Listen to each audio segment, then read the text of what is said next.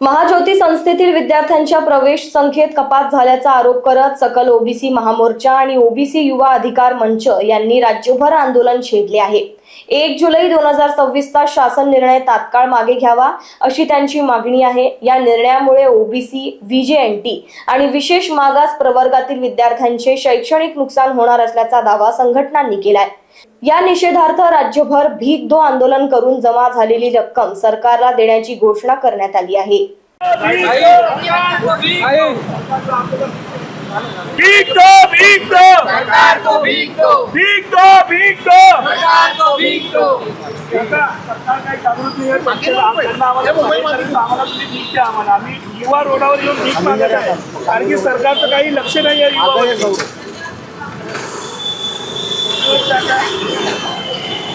सरकारला भीक द्यायची सरकार को भीक दो, महाराष्ट्र सरकार को भीक दो, महाराष्ट्र सरकार को भीक दो। जय ओबीसी, जय संविधान, जय ओबीसी, जय संविधान। महाराष्ट्र सरकार हाय हाय हाय, जिसकी जितनी संख्या भारी उसकी उतनी भागीदारी। नक्कीच आहे भीक दो आंदोलनाच्या माध्यमातून जी जमा झालेली राशी आहे हे माननीय जिल्हाधिकारी महोदय यांच्या मार्फत आम्ही मुख्यमंत्र्यांना पाठवणार आहोत, ओबीसी मंत्र्यांना पाठवणार आहोत। हा 1 जुलैचा GR आहे। हा तुम्ही बघू शकता 1 जुलैचा GR। या GR मध्ये असं म्हटलं आहे की समानता आणण्यासाठी SC, ST, OBC आणि इतर जो वर्ग अमृत वगैरे आहेत ह्या संस्था आहेत, बार्टी, महाज्योती, सारथी, अमृत आणि TRT आहे। या संस्थांमध्ये समानता आणण्यासाठी एक धोरण आखलेलं आहे। या धोरणात असं म्हटलेलं आहे की सर्वांना समान निधी आणि समान संख्या। ते कसं पॉसिबल आहे, कोणत्या आधारावर समान संधी आहे? कारण ओबीसी समाज महाराष्ट्रामध्ये 52% वर आहे। शेड्यूल ट्राईबचा जर विचार केला आपण तर 7% आहे। 60% समाजाला तितकाच पैसा, SC साठी 13% लोकांना तितकाच पैसा, अमृतमध्ये तर EWSचे विद्यार्थी आहेत त्यांना सुद्धा तितकाच पैसा आणि ओबीसीला सुद्धा तितकाच निधी किंवा तितकी संख्या कशी?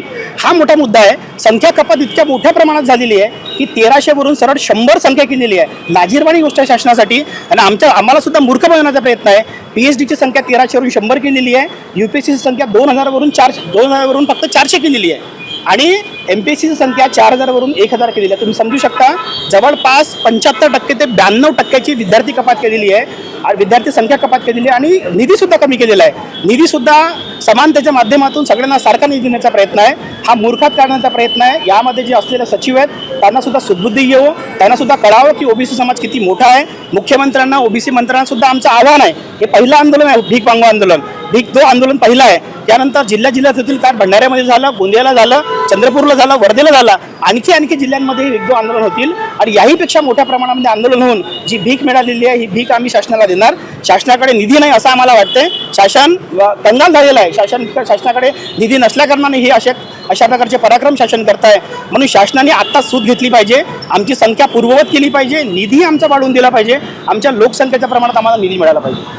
लोकवाहिनी मीडियासाठी सचिन जोडापे यांची रिपोर्ट, नागपूर।